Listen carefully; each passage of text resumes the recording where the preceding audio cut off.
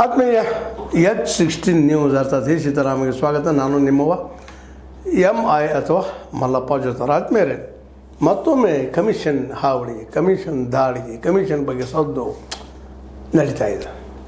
ಕಾಂಗ್ರೆಸ್ನಲ್ಲೂ 40, 45, 50, 60 ಮನುಷ್ಯರನ್ನಾಗ ಆರೋಪ ಮಾಡ್ತಾ ಇದ್ದಾರೆ. ಇರಲಿ, ಬಟ್ ಇವತ್ತು ಆರೋಪ ಮಾಡುತ್ತಿರುವಂಥವ್ರು ಯಾರಪ್ಪ ಅಂತಂದ್ರೆ ಆ ಗುತ್ತಿಗೆದಾರ ಸಂಘದವರು ಗುತ್ತಿಗೆದಾರರು.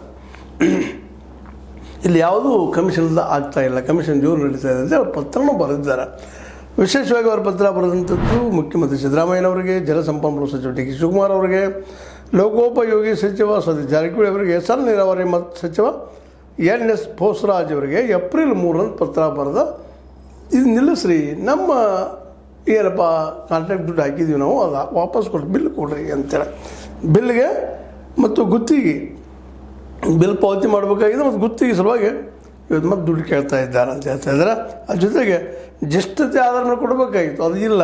ಈಗ ಬಲಿಷ್ಠ ಯಾರಿದಾರ ಅವ್ರಿಗೆ LOC ಹಣ ಭರವಸೆ ಪತ್ರ, ನೋ ಅಬ್ಜೆಕ್ಷನ್ ಸರ್ಟಿಫಿಕೇಟ್ ಇದ್ದಂಗೆ ಅದು ಕೊಡ್ರಿ ನಮಗೆ, ಅವ್ರು ದುಡ್ಡಿದವ್ರು ಎಷ್ಟೇ ಕೊಡ್ತಾಯಿದ್ರಿ, ಬಲಾಢ್ಯರಿಗೆ ಕೊಡ್ತಾಯಿದ್ರಿ ಅಂಥೇಳಿ ಆರೋಪ ಮಾಡ್ತಾಯಿದ್ದಾರೆ ಸಣ್ಣ ಮತ್ತು ಮಧ್ಯಮ ಈ ನಮ್ಮ ಗುತ್ತಿಗೆದಾರರು.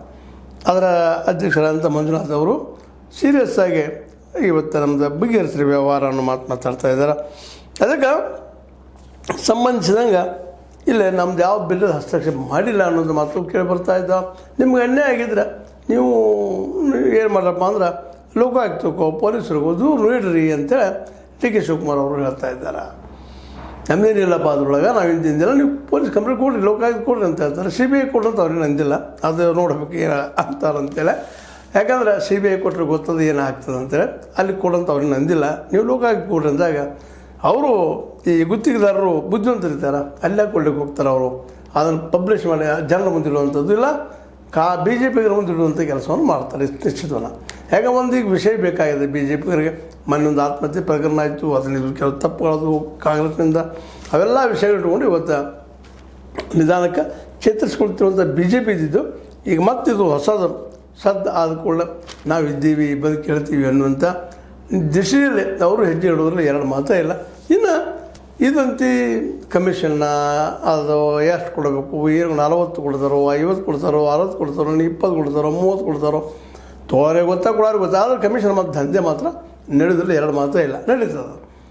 ಈಗ 40% ಅಂದಂಗೆ ಈಗ ಇಲ್ಲಿ ಆರೋಪ ಮಾಡಿದ್ದಾರೆ ಕಾಂಗ್ರೆಸ್ಸಿಗರು. ಅವರು ಇವ್ರ ಮೇಲೆ ಅವರು ಆರೋಪ ಮಾಡ್ತಾ ಇದ್ದಾರೆ.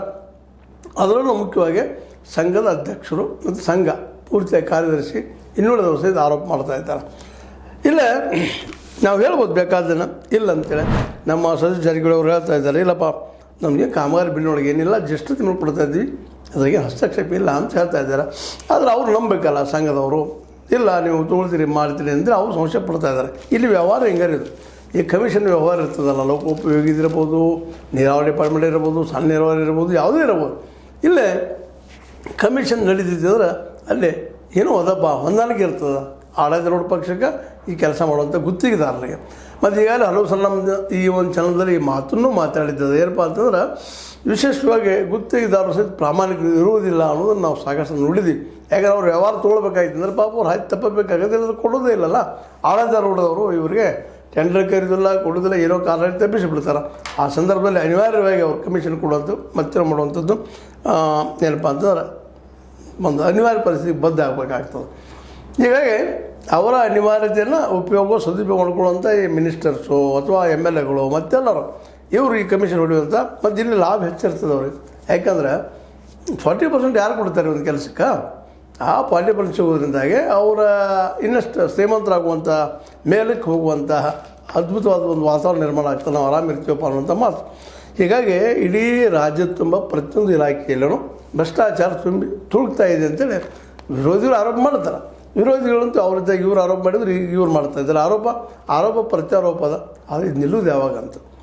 ಏನೋ ನಮ್ಮ ಸತೀಶ್ ಜಾರಕಿಹೊಳಿ ಅವರು ಹೇಳಿದರು, ಇಲ್ಲಪ್ಪ ನಾವು ಹಸ್ತಕ್ಷೇಪ ಮಾಡಿಲ್ಲ ಅಂತೇಳಿ ಅವ್ರು ಅಂದಂಗೆ ಕರ್ಣ ಇರ್ಬೋದು, ಆದರೆ ನಡಿಕೆನೂ ಅವ್ರು ಮಾಡ್ತಾರೆ ಅನ್ನುವಂಥ ಮಾತನ್ನು ಅವ್ರು ಆರೋಪ ಮಾಡ್ತಾರೆ. ಇವ್ರಿಗೆ ಸಂಬಂಧಿಸಿದವರು ಮತ್ತು ಯಾರೋ ಇವ್ರ ಕೈನವರು, ಇವರು ಫಾಲೋವರ್ಸ್ ಅಂತಂತೀವಿ, ಮತ್ತೇನಂತ ಇವ್ರು ಮಾಡ್ತಾರೆ ಅಂದರೆ ಅವ್ರ ಆರೋಪ. ಡೈರೆಕ್ಟ್ ಇವ್ರು ತೊಗೊಳೋದ್ರಲ್ಲಿ ಇವ್ರ ಕೈ ತೊಗೊಳೋದಕ್ಕೆ ಹಚ್ತಾರೆ ಅಂತ. ಇದು ಒಂದು ರೀತಿ ನಂಬುವಂಥ ವಿಷಯನಾಗಿರ್ತದೆ. ಯಾಕಂದ್ರೆ ಯಾವುದೋ ರಾಜಕಾರಣಿ ಆಗಿರ್ಬೋದು, ಯಾವುದೋ ಅಧಿಕಾರಿ ಆಗಿರ್ಬೋದು, ಅಧಿಕಾರಿ ಆಗಿರ್ಬೋದು, ಸ್ವತಃ ತಾವು ಬಂದು ಕೇಳೋದಿಲ್ಲ, ತಮ್ಮ ಕೈಯೊಳಗೆ ಕೆಲವೊಂದು ಏಜೆಂಟ್ರು ಇಟ್ಟಿರ್ತಾರೆ ಇಲ್ಲ ಅಂತಲ್ಲ, ಅಂಥ ಏಜೆಂಟ್ ಅದಾರ. ಅವರದ್ದು ಅದರಲ್ಲಿ ಅವ್ರ ಸಂಬಂಧಿಕರಾಗಿರ್ಬೋದು ಮತ್ತಾರು ಆಗಿರ್ಬೋದು ಅವ್ರು ಅದಾರ, ಅವರಿಂದ ಇದು ವಸೂಲಿ ಮಾಡ್ತಾರಂತ ಅವ್ರ ಗಂಭೀರವಾದ ಆರೋಪ. ಇದನ್ನು ಕಂಡಿಡಿಯವ್ರು ಯಾರು ಅನ್ನೋದು ಇಲ್ಲಿ ಮತ್ತೊಂದು ಪ್ರಶ್ನೆ. ಯಾಕಂದ್ರೆ ಈ ತನಿಖೆ ಆಗಬೇಕಲ್ಲ, ತನಿಖೆ ಮಾಡೋರು ಯಾರು? ರಾಜ್ಯ ಸರ್ಕಾರ ಹೇಳ್ತದೆ ಲೋಕಾಯುಕ್ತ ತೊಗೊಳ್ರಿ, CID ತೊಗೊಳ್ರಿ ಅಂತ ಹೇಳ್ತದೆ, ಅಥವಾ SIT ನಿರ್ಮಾಣ ಮಾಡೋಣ ಅಂತ ಹೇಳ್ತದೆ. ಇದನ್ನು ಒಪ್ಪುವುದಿಲ್ಲ ಇವರು. ಸಂಘದ ಈ ಪದಾಧಿಕಾರಿಗಳು ಅಥವಾ ಅಧ್ಯಕ್ಷರು ಅಥವಾ ಸಂಘ ಗುತ್ತಿಗೆದಾರ ಸಂಘ ಒಪ್ಪುವುದಿಲ್ಲ. ಇದಕ್ಕೆ ಮೋಸ್ಟ್ ಪ್ರಾಬಬ್ಲಿ BJP ಸಪೋರ್ಟು ಮಾಡ್ತದೆ. ಇಲ್ಲ CBI ತನಿಖೆ ಆಗಲಿ ಇದು ಅಂತ ಅವ್ರು ಅಂತಾರೆ. ಇಲ್ಲ IT ಮತ್ತು ಇಲ್ಲಾಂದರೆ ED ಇದಾಗಲಿ, ಸರ್ವೆ ಆಗಲಿ ಅಂತ ಹೇಳ್ತಾರೆ, ತನಿಖೆ ಆಗಲಿ ಅಂತ ಹೇಳ್ತಾರೆ. ಅಂದ್ರೆ ಇದು ಏನಪ್ಪ ಅಂತಂದ್ರೆ ಇವತ್ತು ಭ್ರಷ್ಟಾಚಾರ ನಿಜವಾಗಿ ಮೇಲಿಂದ ಹೇಳ್ತಾ ಇರೋದು ಏನಪ್ಪ ಅಂದ್ರೆ, ಈ ಸ್ವಾಯತ್ತ ಸಂಸ್ಥೆಗಳು ಏನಪ್ಪ ಅಂದ್ರೆ ಪಾರದರ್ಶಕವಾಗಿ ಇವು ತನಿಖೆ ಮಾಡಬೇಕಾಗಿದೆ. ಇದು ಮಾಡ್ತಾ ಇಲ್ಲ, ಇದು ಒಂದು ದೊಡ್ಡ ಸಮಸ್ಯೆ ರೀ. ಇದು ಕಮಿಷನ್ ಸಮಸ್ಯೆ, ಇಬ್ಬರು ಹತ್ತಿರ ಒಬ್ಬರು. ಹಾಗಾದ್ರೆ ಯಾರಿದ್ದಾರೆ ಕಮಿಷನ್ ತೊಗೊಳೋರು ಅದು ಹೇಳೋರು ಯಾರು? ತನಿಖಾ ಸಂಸ್ಥೆ ಅವರು. ತನಿಖಾ ಸಂಸ್ಥೆಗಳು ರಾಜ್ಯ ಮಟ್ಟದಿತ್ತಪ್ಪ ಅಂದ್ರೆ ರಾಜ್ಯದ ಪರ ಹೇಳ್ತದೆ, ಕೇಂದ್ರ ಮಟ್ಟದಿತ್ತಪ್ಪ ಅಂದ್ರೆ ಕೇಂದ್ರ ಪರವಾಗಿ ಹೇಳ್ತದೆ. ಅಂದಾಗ ಯಾರು ಸತ್ಯ ಯಾರು ಸುಳ್ಳ, ಯಾವ ಸತ್ಯ ಹುಡುಕೋದು ಭಾಳ ಕಷ್ಟ ಆಗಿಬಿಟ್ಟದು. ಎಲ್ಲಿ ಸಿಗ್ತದೆ ಗೊತ್ತಿಲ್ಲ, ಅದು ಆ ಪ್ರಮಾಣದಲ್ಲಿ ಹುಡುಕಾಟ ಆಗ್ಲಿಕ್ಕೆ ಹತ್ತಿದ್ದಾವೆ ಆಗಲಿ.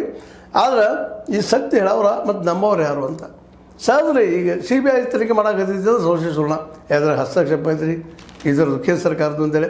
ಇನ್ನು CID ಆಯಿತು, ಮತ್ತೇನೋ ಆಯಿತು, ನಮ್ಮ ಲೋಕಾಯುಕ್ತ ಆಯಿತು, ತನಿಖೆಗೆ ಶುರು ಮಾಡಿದ್ರೆ ಅದು ಕೇಂದ್ರ ಸರ್ಕಾರದವ್ರು ಇಲ್ಲರಿ ಅದ್ರಾಗ ಹಸ್ತಕ್ಷೇಪ ಮಾಡ್ತಾರೆ, ತಪ್ಪಿಸ್ಕೊಂಡು ಹೋಗಿಬಿಡ್ತಾರೆ ಅವರು ಅಂತ. ಹಿಂಗೆ ಒಬ್ಬರ ಮೇಲೆ ಒಬ್ಬರು ಆರೋಪ ಮಾಡ್ತಾ ನಿಧಾನಕ್ಕೆ ಕಮಿಷನ್ ಸತ್ತು ಜೋರಾಗಲಿಕ್ಕತ್ತದ್ರಿ. ಇದರಿಂದಾಗಿ ಕಾಂಗ್ರೆಸ್ಸಿಗೆ 2022ರಲ್ಲಿ ಏನಾದರೂ ಹೊಡೆದು ಬೀಳ್ಬೋದಾ ಅನ್ನುವಂಥ ಒಂದು ಮಾತು ಈಗ ಶುರು ಅವಸಾನಾಗೆ. ಯಾಕಂದ್ರೆ ಮೇಲಿನ ಮೇಲೆ ಹೇಳೋದ್ರಿಂದ, ಒಂದು ಸುಳ್ಳನ್ನು 100 ಸಲ ಹೇಳೋದ್ರಿಂದ, ಅಥವಾ ಮತ್ತೊಂದೇನೋ ಈ ಸಂದರ್ಭ ನೆನಪಿಸ್ಕೊಳ್ತಾ 100 ಸಲ ಹೇಳೋದ್ರಿಂದಾಗಿ ಸತ್ಯ ಪರಿಣಮಿಸ್ತದೆ ಜನರ ಮನಸ್ಸಿನೊಳಗೆ ಅನ್ನೋದು ಒಂದು ಸಾಮಾನ್ಯ ನಮ್ಮದೆಲ್ಲ ನಂಬುಗೆ ಮತ್ತು ಸತ್ಯವೂ ಆಗಿಲ್ಲ ಅಂತಲ್ಲ. ಯಾಕಂದ್ರೆ ಗಾದೆ ಮಾತಾಗಿರ್ಬೋದು, ನಾನುಡಿ ಆಗಿರ್ಬೋದು, ಇವೆಲ್ಲ ರೂಢಿಯಿಂದ ಬಂದಂಥವು, ಜನರ ಬಾಯಿಂದ ಬಂದಂಥವು, ಜನರ ಮನಸ್ಸಿಂದ ಬಂದಂಥವು. ಇವು ಕರಣ ಆಗ್ತಿರ್ತವೆ ಹೆಚ್ಚಿಗೆ. ಆ ವಿಷಯಲ್ಲೇ ಈಗಿರ್ತ ಕಮಿಷನ್ ಹೊಡಿತಾರೆ ಅಂತ ಹೇಳ್ಕೊತ ಹೋದ್ರೆ ಅದು ಇಂದಿಲ್ಲ ನಾಳೆ ಸತ್ಯನೂ ಆಗುವಂಥ ಸಾಧ್ಯತೆಗಳಿದ್ದಾವೆ. ಆಯ್ತಪ್ಪ ಅಂತ ಮ್ಯಾಲಿನ ಹೇಳಿದ್ದೂ ಸತ್ಯ ಆಗುವಂಥ ಸಾಧ್ಯತೆಗಳಿದ್ದಾವೆ. ಹೀಗಾಗಿ ಕಾಂಗ್ರೆಸ್ ಸರ್ಕಾರ ಇದ್ದು ಈ ದಿಶೆಯಲ್ಲಿ ಯಾವ ರೀತಿಯಾಗಿ ಇದಕ್ಕೆ ಆ್ಯಕ್ಷನ್ ಮಾಡ್ತದೆ ಅನ್ನೋದು ಅಷ್ಟ ಪ್ರಮುಖ ಆಗ್ಯದ. ಇನ್ನು ಈಗಂತೂ ಕಮಿಷನ್ದ ಒಂದು ರೀತಿ ಮಾತುಕತೆಗಳು ಜೋರಾಗಿದ್ದಾವೆ. ಅದು ಇನ್ನು ಮುಂದಿನ ದಿನದಲ್ಲಿ ಇನ್ನೂ ಜೋರಾಗುವ ಸಾಧ್ಯತೆಗಳಿದ್ದಾವೆ. ಯಾಕಂದ್ರೆ ವಿರೋಧ ಪಕ್ಷಕ್ಕೆ ಸಬ್ಜೆಕ್ಟ್ ಬೇಕು, ಆ ಸಬ್ಜೆಕ್ಟಿಗೆ ಕೊಡ್ತಾ ಇದ್ದಾರೆ ಇವರು ನಮ್ಮ ಗುತ್ತಿಗೆದಾರ ಸಂಘದವರು. ಅದಕ್ಕೆ ಇದೆಲ್ಲದಕ್ಕಿಂತ ಮುಖ್ಯವಾಗಿ ಗುತ್ತಿಗೆದಾರರು ನಾವು ಕೇಳ್ಕೊಳ್ತೀರಪ್ಪ ಅಂದ್ರೆ ನೀವನ ಎಲ್ಲರೂ ಪ್ರತಿಜ್ಞೆ ಹಾಕಿ ನಾವು 10 ಪೈಸೆ ಕೊಡೋದಿಲ್ಲಪ್ಪ, ನೀವು ಕೇಳಿದ್ರೆ ಕೊಡೋದಿಲ್ಲ, ನಾವು ಬರೋದಿಲ್ಲ ಕೆಲಸಕ್ಕೆ ಹಾಕೊಂಡು ಬರೋದು ಸಾಧ್ಯ ಇಲ್ಲ ನಿಮಗೆ.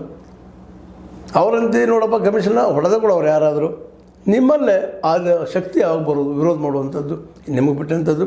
ಯಾಕಂದರೆ ಅನ್ಯಾಯಕ್ಕೆ ಒಳಗಾದವ್ರನ್ನ ಪ್ರತಿಭಟನೆ ಮಾಡಬೇಕು. ಅದಕ್ಕೆ ಪ್ರತಿಭಟನೆ ಈ ರೂಪದಲ್ಲ, ನಾವು ಗುತ್ತಿಗೆ ಬೇಡಪ್ಪ ನಮ್ಗೆ ವಾಪಸ್ ಮಾಡಿರಿ ಅಂತೆಲ್ಲ ಗುತ್ತಿಗೆದವರು ಒಮ್ಮನಸ್ಸಿನಿಂದ ವಿರೋಧ ಅಥವಾ ಹೋರಾಟ ಮಾಡಿದರೆ ನಿಶ್ಚಿತವಾಗಿ ತಡೆ ಬರ್ಬೋದೇನೋ ಯಾರಿಗೆ ಗೊತ್ತು. ಆದರೆ ಅಲ್ಲೂ ಸಹಿತ ಯಾರಿಗೆ ಬೇಕ್ರಿ ನಾವು ಉಳಿದ್ರೆ ಸಾಕು ಅನ್ನೋಂಥ ಭಾವನೆ ಇರೋದ್ರಿಂದಾಗೆ ಈ ಹೋರಾಟಗಳು ಏನಪ್ಪ ಅಂದ್ರೆ ವಿಫಲ ಆಗ್ತಾ ಹೋಗ್ತಾ ಇದ್ದಾವೆ. ಒಂದು ಕೊನೆ ಮಾತು ಹೇಳ್ತಾ ಇದ್ದೀನಿ ನಿಮಗೆ, ಇಷ್ಟರೊಳಗೆ ಈ ದೇಶದಲ್ಲಿ ರೈತರು ಒಕ್ಕಟ್ಟಾಗಿದ್ರೆ ಮತ್ತು ಕೂಲಿ ಕಾರ್ಮಿಕರು ಒಕ್ಕಟ್ಟಾಗಿದ್ರೆ, ಅವ್ರ ಜೊತೆಗೆ ಹಿಂದುಳಿದ ಮತ್ತು SC/ST ಎಲ್ಲ ಒಂದಾಗಿದ್ದರೆ ಇವತ್ತು ಅವ್ರ ಕೈಯಾಗ ಅಧಿಕಾರ ಇರ್ತಿತ್ತು. ಅದರಲ್ಲಿ ಒಂದು ಆಗೋದಿಲ್ಲ, ಒಂದಾಗಿ ಕೊಡೋದಿಲ್ಲ. ಇದು ಇವತ್ತಿನ ರಾಜಕೀಯದ ಸಿಂಪಲ್ ಪಾಲಿಸಿ, ಒಳ್ಳೆದಾಳೋದು. ಬ್ರಿಟಿಷರು ಹೇಳಿದ್ದಲ್ಲ, ನಮ್ಮವ್ರು ಮಾಡ್ತಾ ಇದ್ದಾರೆ. ಬ್ರಿಟಿಷರು ಆಳಿ ಹೋದ್ರೆ ಅವ್ರು ಮುಗಿದೋಗಿ ಬಿಡ್ತೀವಿ, ನಮ್ಮವ್ರು ಆಳ್ಲಿಕ್ಕೆ ಇದ್ದಾರೆ. ಯಾಕಂದ್ರೆ ಇಲ್ಲೇ ಬೇರೆ ಹೇಳೋ ಅವಶ್ಯಕತೆ ಇಲ್ಲ, ದುಡ್ಡಿದ್ದವ್ರು ದೊಡ್ಡಪ್ಪ. ಹೀಗಾಗಿ ಗುತ್ತಿಗೆದಾರರು ಇವತ್ತು ದುಡ್ಡು ಹಾಕಿದ್ದಾರೆ, ಅದು ದುಡ್ಡು ವಾಪಸ್ ಹೊಡ್ಕೋಬೇಕಾಗಿದೆ. ಅಲ್ಲಿ ಅವರು ತಪ್ಪುಗಳು ಸಾಕಷ್ಟು ಆಗಿದ್ದಾವೆ, ತಮ್ಮ ಲಾಭದ ದೃಷ್ಟಿಗಳು ಮಾಡಿದ ತಪ್ಪುಗಳನ್ನು. ಆದರೆ ಅವ್ರು ತಮ್ಮ ತಪ್ಪುಗಳನ್ನ ಯಾರೂ ಹೇಳ್ಕೊಳಿದ್ದಾರೆ. ಇನ್ನೊಬ್ರು ತಪ್ಪಿನ ಬಗ್ಗೆ ಭಾಳ ಮಾತಾಡ್ತಾ ಇರ್ತಾರೆ. ಇದು ಮನುಷ್ಯ ಧರ್ಮ, ಮನುಷ್ಯನ ಮನಸ್ಸಿನ ಧರ್ಮ. ಎಂದು ತಪ್ಪು ಮಾಡಿದರೆ ಇನ್ನೊಬ್ಬ ಮಾಡಿದಾರೆ ಅನ್ನುವಂಥ ಮನಸ್ಥಿತಿ ಎಲ್ಲರಲ್ಲಿ ಇರೋದ್ರಿಂದಾಗಿ ಈ ಚಿಕ್ಕ ಶುರುವಾಗಿದೆ. ಇನ್ನೂ ಅಲ್ಲಿ ಕಮಿಷನ್ ಹಾವಳಿ ಮಾತ್ರ ಜೋರದಂತೇಳಿ ಸಂಘದವರು ಆರೋಪ ಮಾಡ್ತಾ ಇದ್ದಾರೆ. ಇನ್ನು BJPಗರು ಮತ್ತು JDS ಅವರು ನೋಡ್ರಿ ಮುಂದಿನದಾಗ ಏನೇನು ಆಗ್ತದೆ ಅಂತ ಹೇಳ್ತಾ ನನಗನ್ಸಿದ ಕೆಲವು ಮಾತುಗಳಂತೆ ಮೊದಲಿಗೆ ಮಾತಾಡಿದ್ದೀನಿ. ಲೈಕ್ ಮಾಡಿ, ಶೇರ್ ಮಾಡಿ, ಕಮೆಂಟ್ ಮಾಡಿ, ಜೊತೆ ಸಬ್ಸ್ಕ್ರೈಬ್ ಆಗೋದು ತಿಳಿಸ್ಕೋಬೇಡ್ರಿ. S60 ನ್ಯೂಸ್ ಅರ್ಥತೆ ಸೀತಾರಾಮ ಸತ್ಯಕ್ಕೆ ವಂದನೆಗಳು.